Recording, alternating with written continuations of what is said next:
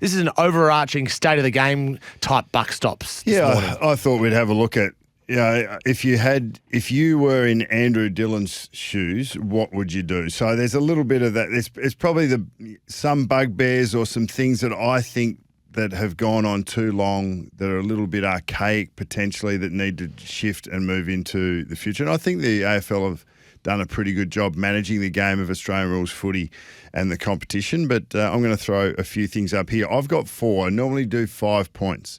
Now, this is a call out to our listeners. If you were Andrew Dillon, what would your 5th point be? What would you do? 4 and 2, the competition, or to the pathway, or to drafting, or trading, or lists, or the rules, or the spectator experience? Anything.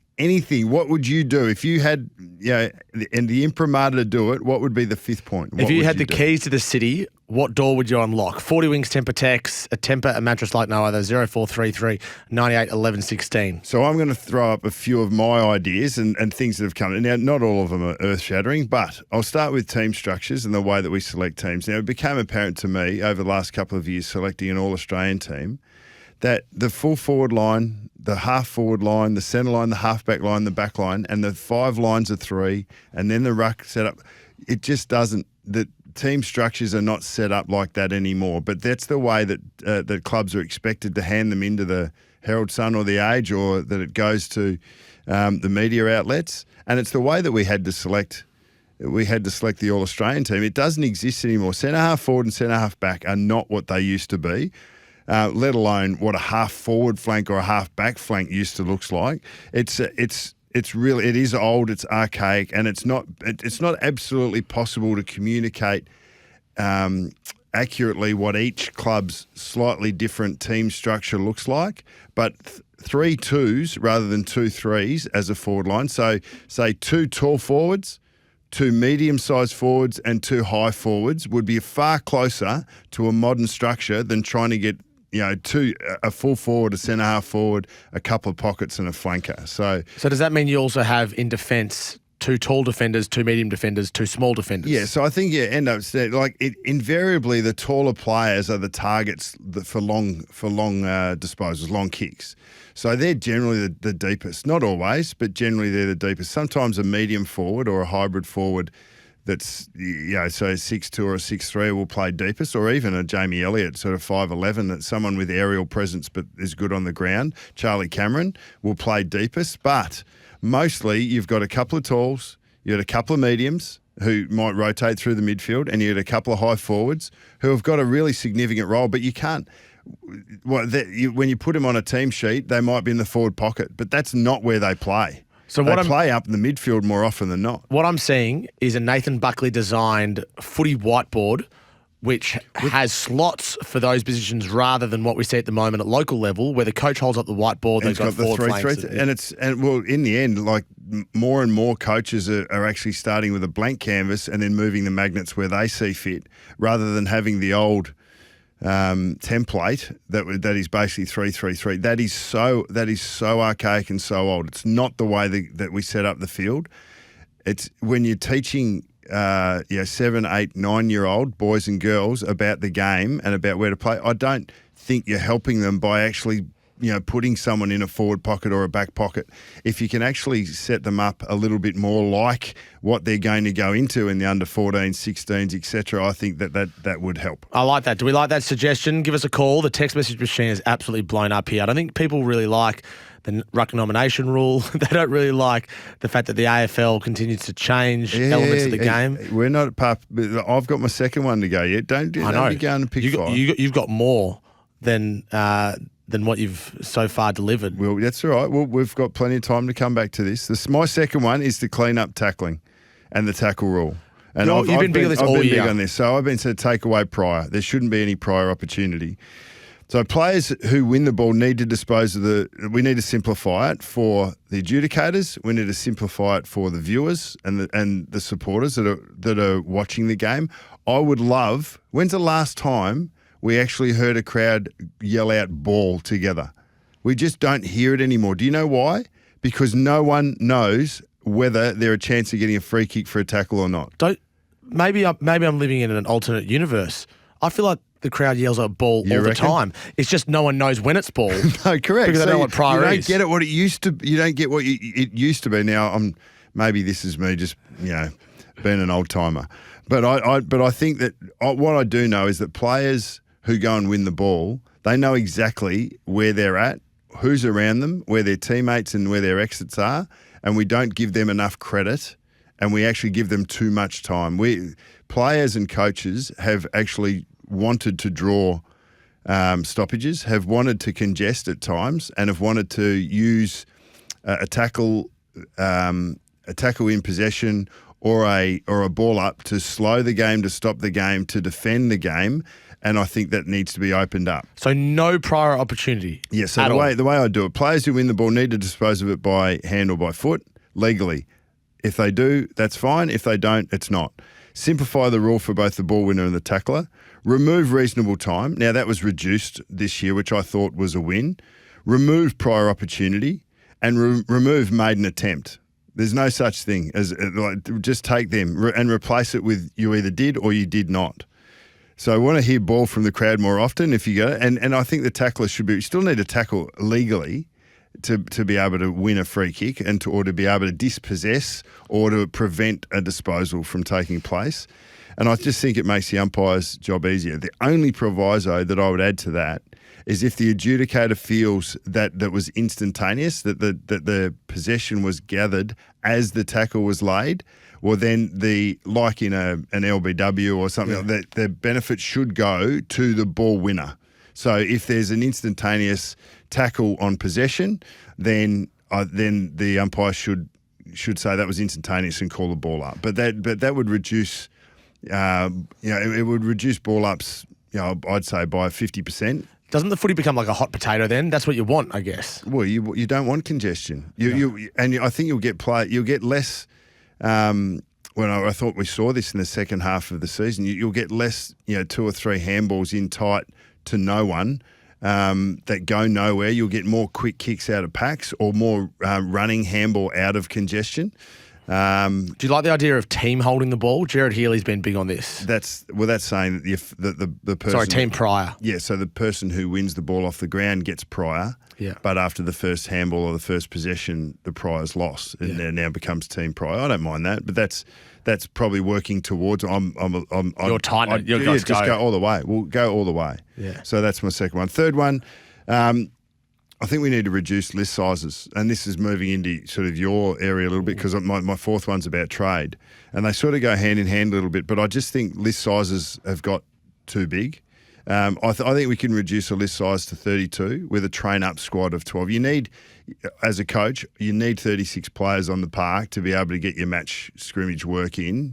Yeah, it's only 15 or 20 minutes during the week, but I think every club would say that they need that.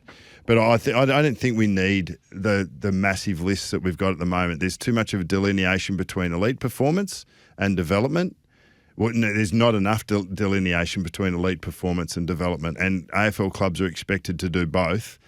I think we can beef up the pathway if you have 32 on an AFL list, and then you make sure that every AFL club is aligned with a reserves competition, with a reserves team. Now, it doesn't mean that they're under the same roof, but they're definitely under the same banner, and they have their own development arm that is responsible for, like Hawthorn and Box Hill, like the Essendon have got their team, and I think Port Adelaide have had struggles with that in the SANFL. Yes, they need to own their own team, and they need to be able to produce that talent underneath. But I don't think we don't need 45, 46 people on lists anymore. So often clubs have 8 to 10 players on injury lists. If you've got 32 players on your list, and you've got 10 players on your injury list, you've got 22 to select from. Which is why you have a train-up squad. So the train-up squad, you can have people play off the train-up squad. Yeah, absolutely. But they're not full-time athletes. Well, they're not paid. I think in the end, you've got to put more. You got to put more eggs in the basket with your players that are AFL listed. You've got to it's more aspirational to be on a list. Like you don't just get on a list and then go through the process of maybe 2 or 3 years of finding a way, but not getting. I think when you make a list, you've actually earned it, and you're actually mature, and you're ready to go, and you're expected to perform from the get-go, rather than having 2 or 3 years of development on a list, which is happening less and less. But I think that's something that I think we need to look at. Lee Montagna's big on this, Bucks. Yeah, as well. He's big on the fact that we put all this clubs put all this time into developing young players that are never going to make it. So have smaller lists. Yeah. And actually focus on the players that are going to be good for you. Well, one of the things that I think draws elite performance or the best performances out of individuals, there wants to be a pathway that's aligned and that's really clear. Okay, so if I'm in a Coates league, well then and I might not make an AFL list straight out of Coates or out of draft, but then I can go to an aligned seconds team or a VFL team. But when I say VFL, then Sydney and GWS and Gold Coast and Brisbane should have their seconds team as they do, and they should be in the same competition. This is difficult for the old VFA teams because Williamstown, Port Melbourne, the standalones at the moment, I just can't see how they can be in the same competition with the aligned VFL or twos teams from an AFL competition. So that means that maybe that those teams sort of pick up in other leagues, and I think that would make the leagues underneath even stronger. And then you've got to consider how you can get Coates League players, so under 18 players, that can actually be aligned in some shape or form. There's already a 23rd rule to play in a VFL team or to play in that seconds competition for Coates League players. But I think there needs to be a really clear hierarchy so that you know what you're working towards.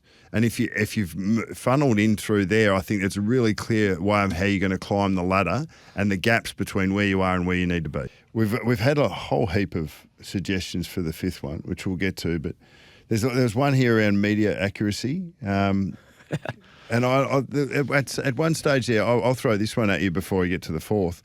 At one stage there was a concern about player managers and how they carried themselves and how they plied their craft, and they had to become accredited. So the AFL actually took control of that and made sure that player managers had to be accredited, and now there's a code of conduct, there's ethics, and there's a way of going about it that at least the AFL are in control of. Can and should that happen from a media perspective? Well, the media is so fragmented now. So there's people reporting on the game and talking about the game in a way that is non-traditional. So 20 years ago, you wrote for a newspaper or you're on TV or radio and that's it. But now there's podcasts, there's social media, so it's very hard to accredit every single person that's talking about the game in any sort of authority. And there's a lot of people that are actually that are even talking for themselves without a banner to speak underneath. That's exactly right. Yeah, they're their own brand, and it happens quite often. And citizen journalism is big now. The iPhone has changed everything. People can take photos anytime.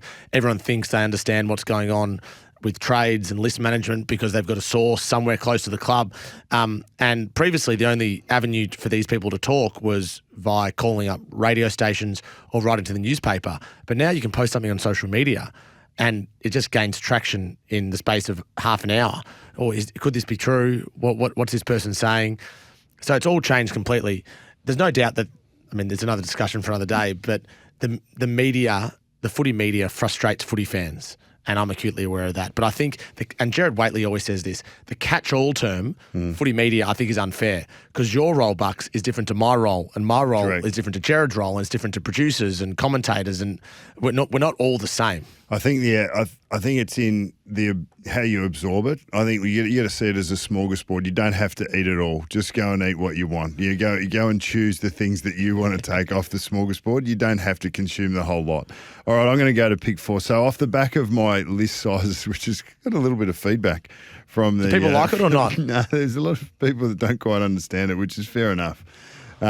What I'm trying to do is, I love the old first, seconds, under 19s. That idea, that concept of, okay, well, I know when I came through, if you went to a club and you're in the 17s, you did work up. And obviously there's draft, there's trade, we're in elite competition, a national competition, and that talent needs to be distributed evenly across the 18 or 19 teams. And that's what the AFL are trying to do. It's a tough gig. if you reduce lists, you still need to have some form of hierarchy to climb up from the bottom. But then how do you manage and spread the talent? I think trade needs to be freed up. So that's my fourth point. Freeing up the trade. So this is in your wheelhouse. Clubs need to be allowed to trade players without their consent. And I think there needs to be, and because at the moment, players have too much of a whip hand.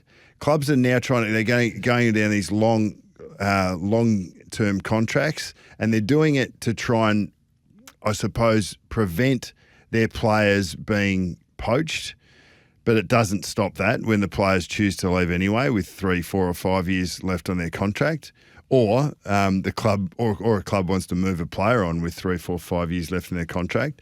Why don't we just be big boys and say, okay, if you sign a contract with us for a certain period of time, the AFL is going to honour that contract. The AFL industry is going to honour that contract. Now, it doesn't mean it has to be with us. It might be with another club, and the other club needs to pick up that contract. So I think that's the way it's worked in the NFL. Let me finish.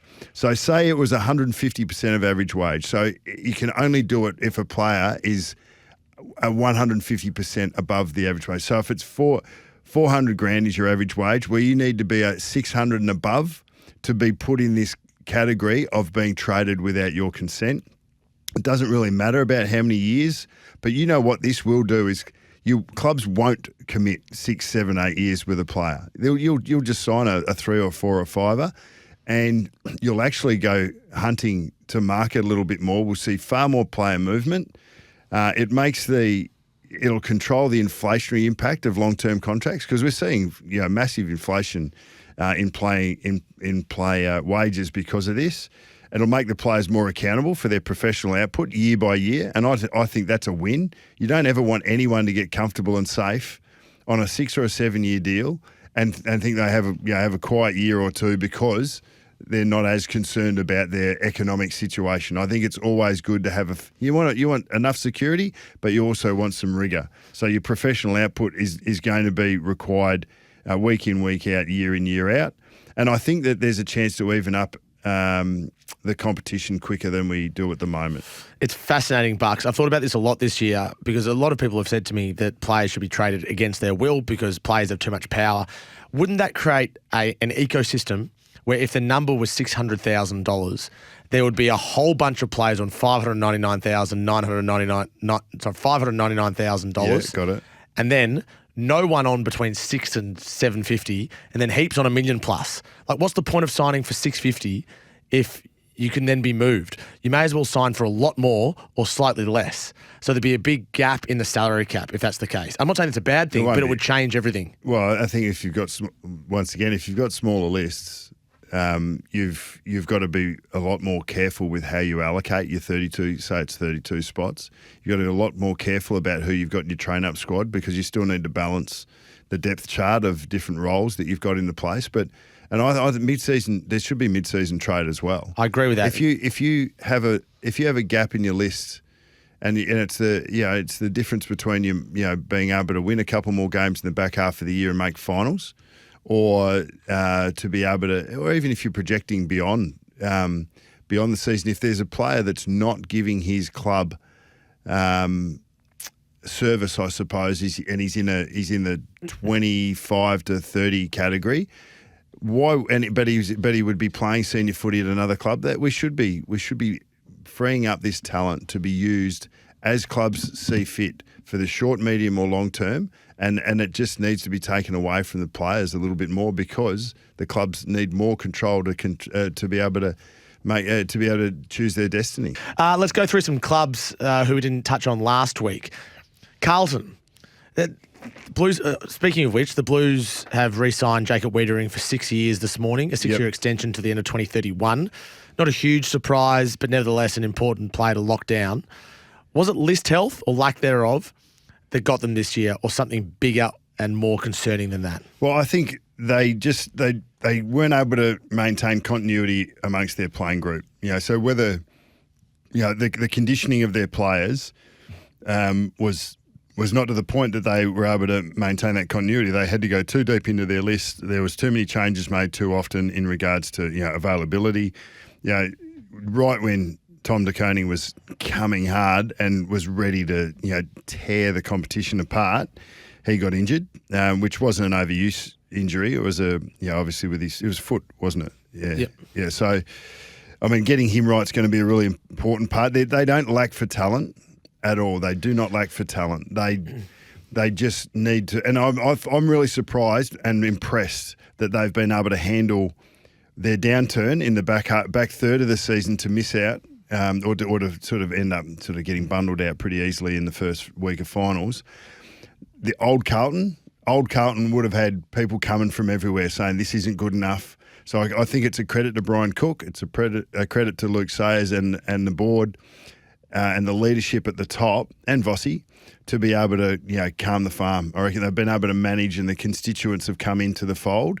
It really gives them a really good chance in the next 12, 24 months to have a crack at and get a clean run at what they can make of what is a really talented list, add to the mix a little bit and then see where they can go. They are perfectly stable. They have absolutely no excuses next year. I'm very impressed with what they've been able to do off-field as much as on-field.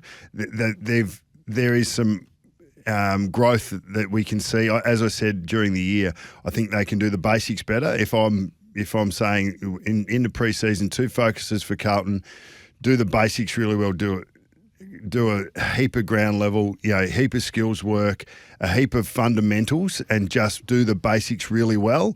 And the second part is get your players rock hard and fit and ready to go so that they can endure the season and manage them well throughout. You do those 2 things, I think you can see them pop.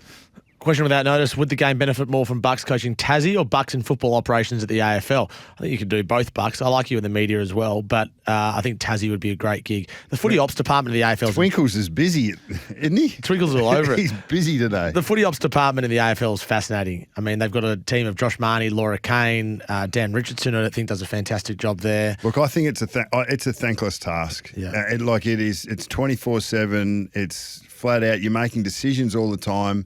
You're always going to disappoint people because everyone's got a different opinion. It's a microcosm of life. You're not going to impress everyone or please everyone, and it can be a thankless task. I think largely the AFL do a pretty good job, even though we've gone on, hey, this is the things that we would do if we were in the chair. A lot easier to be talking from the cheap seats than actually be sitting in them. Completely agree. Hawthorn, how will they handle the expectation after this season was essentially a season without expectation? This is going to be the challenge, and I think Sam Mitchell's really well placed to do this. As he said, 16th to 6th is what we've been able to do. 6th to 1st is going to be harder again, and I agree with him. And he's probably the way he carries himself. I'm really impressed by his perspective. But he still manages the bigger picture perspective with the ability to drive and to demand excellence from his playing group. So, and he went on that journey really well with his young team, and I think they'll be better. There'll be better personnel. There'll be more competition for spots, but the expectations. They'll have a target on their back. Teams will unpack them a little bit more, try to take away some of what made them really good in the back half of the year away. It will be, I reckon, if Hawthorn are able to, I think for them to finish 6th or better will be an even better performance than what they did this year. And so that's how difficult it will be. Yeah, I think it's an absolutely bang-on call. The Giants, will there be scars from the finals and the way they gave up 2 big leads against grand finalists? Well, look, the thing that the Giants are going to have to handle is their anger and frustration with the way that they finished off this year, and the fact that the 2 teams that they basically had on the ropes were the teams that were there at the pointy end, and the team that they had absolutely on the ropes was the team that won it. That anger and frustration, it can be a negative energy, it can be a negative motivation, but I think channeled the right way, you'll get. I think the Giants are going to have an excellent preseason. What they have to understand is that you're not going to win a flag in the first 8 rounds of the year. You can set yourself up. There's no doubt you can set yourself up, but you're not going to win it in the first 8 games of the year. So they need to be projecting to September and doing all their preparations and their timing to peak and to be cherry ripe in September, not in March. So whilst you've got that anger and that frustration, you're going to do all the hard work. it's no use being ready for opening round or round one, whatever it is, and thinking that's when you're going to be at your peak, because history's shown, especially in recent seasons, the team that's the best in the front half of the year is not the team that wins the flag. So you want to maintain the capacity to build throughout the year, and that's going to be the Giants' challenge. The Bulldogs, where does their improvement come from to put them in the top 4 mix? Remembering we got Bruce out the back here, who's a big doggies man, so every word you say now is going to be judging you very harshly. Is he? Yeah. Well, I feel that judgment. I feel that glare. They've got Stars, Bont, Treloar, Libba, the Richards. top end are excellent through the midfield. I think Richards will continue to get better and better through the midfield. They need to work out their forward structure and how they go about. I think their backs look okay. Lobb was excellent. They've got a lot of youth there as well. I think Gallagher will continue to come along. I think O'Donnell can play. Freesia down the back is a really good young player who was not spoken about often enough for the season that he put out there. They actually had like 3 or 4 or 5 really good young players that have come through. Obviously, Sam Darcy's going to be an absolute jet. He's got a lot of talent at his disposal. A lot of pieces on the chessboard are there. It's just a matter of being able to find a consistent contribution from your role players, and then being able to beat the best at the time that they need to do that. So there's still some work to do. There's a lot of coaches, no guarantees. A lot of coaches out of contract next year. Justin Longmuir, Matthew Nicks, Chris Fagan's going to extend, I think. John Longmire. It's an interesting year for a lot of coaches. Luke Beveridge. We've started the narrative on that already. Of course we have, Tom. Of course we have. Oh, look. Not many coaches go into their last year without a contract for the next year. That's just the system. You might say it's wrong or right, but very few coaches have like Ken Hinkley this year was unusual. Yeah, well, and there's a lot of last year. When you've had a longer tenure, there becomes a lot of short-term expectation, and the narrative can build around, it's time for change, and that's what Ken has probably endured for his last 2 or 3 seasons, whether there's a year to go or there's 2 years to go. But when there's only a year to go, that's when the narrative around, okay, is it the time for change now? Because someone in the media wants to get ahead of the curve and will make that statement. It might be you. I might make that statement. As soon as that statement is made, then everyone else piles in with an opinion, and then it becomes real. Then it gathers. But it's real anyway. But then if you have a couple of losses at some results that don't quite go your way, or you miss out on a bit of luck, that can be enough to be the straw that breaks the camel's back, which is why what Port Adelaide did in the back third of the year was exceptional, given the narrative that had been created around Port.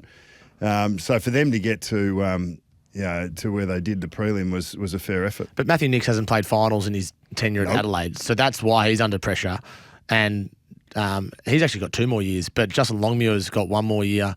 And he looks like a fantastic coach, but they finished this season poorly, and they look like they should Longmuir? be. Longmuir. They look like they should be in the premiership window. I think. Let's have a look at it. Like, Fremantle missed finals, they should have played finals. Yeah. Tracy and Pearce were big outs for them in that last month, and they had a really solid last month in terms of they played really well against the best teams in the comp, and they were part of it in that last month, but they just got bested. They didn't win those games.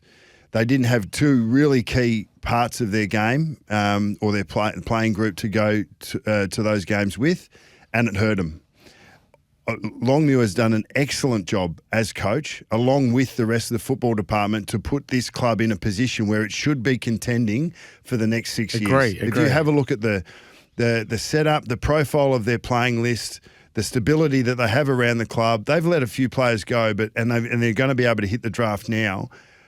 He has done everything right as a coach, other than get to finals and to be able to take them, say, to the last couple of weeks of the season. But they've been developing, they've been maturing, and they are cherry ripe to go now. So he's done the work. Now he's got the chance to show, am I a finisher as well? Can I actually coach this group to find another 5% out of them at the right end of the year and be able to win finals? And as you know, that's the hardest thing. It's pretty hard to do what he's done, and they've done a great job. Well, Sam Mitchell says it's hardest to go from. I mean, you said it's a bigger achievement to go from 6 to 1 than it is from 16 to 6. Yeah, well, Yes. So but Fremantle. neither Sam nor Justin have actually been there. But when they have, then they can talk about it. Speaking of Port, if Ken Hinkley's got everything out of his side and has still not won over many of the Port fans, how will it play out next year? The most bizarre scenes for me this year was when his own fans were booing him.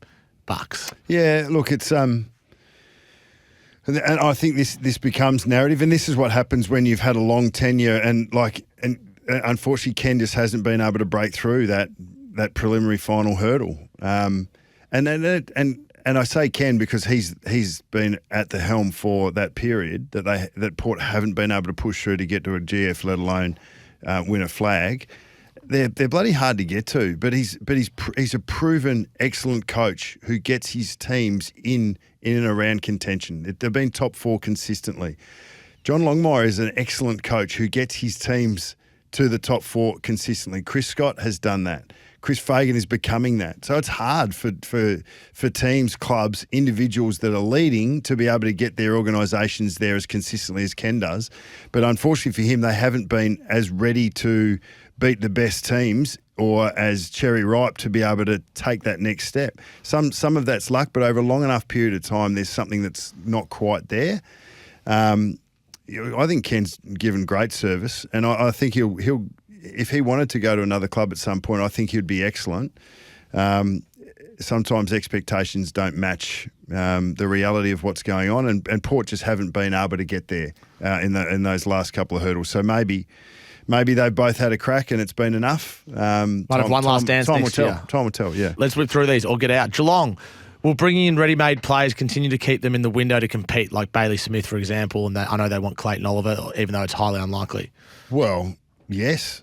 They still brought some young players. In the end, what they can do is they use their high draft picks to get high talent. And if Bailey Smith comes in, he's still got 10 years of footy in front of him, and he's clearly been an elite player in the competition. And Geelong will back themselves to be able to get him up. Lawson Humphreys come through as a late pick who's going to be a gun. Zach Guthrie was not a high pick, but he was second in a BNF. They seem to hit on their good ones, and then they like on their high picks. But if they do sell their high picks for a Jeremy Cameron or Dangerfield, geez, they get good service out of them. I just back them. They get full tote odds. The Sydney Swans, if their path to redemption is to perform well in grand final day, is that too much of a high bar to realistically aim for, especially given their forward line struggles? It is, and sometimes you're going to be set challenges that are going to set you up for disappointment and defeat. I'm fascinated by what happens with the Swans in the next 12 months. I mean, the Swans can do everything right and get to a grand final, and they will have proven nothing. Yeah. And that's a high bar to set, isn't it? That's the challenge. And and in the end, you get to the opening siren of the 2025 grand final as a Swans player, as the Swans team, as the Swans club. You still have. That's where your test starts, not where it ends. We've got 25 seconds, Bucks. Yeah. Yes or no? Should the Brisbane Lions be flag favourites in 2025? Yeah. They got young talent coming through. And how big of a hole is Danaher? Significant enough, but they've got plenty of hurt factor. You just need to replace his ruck minutes.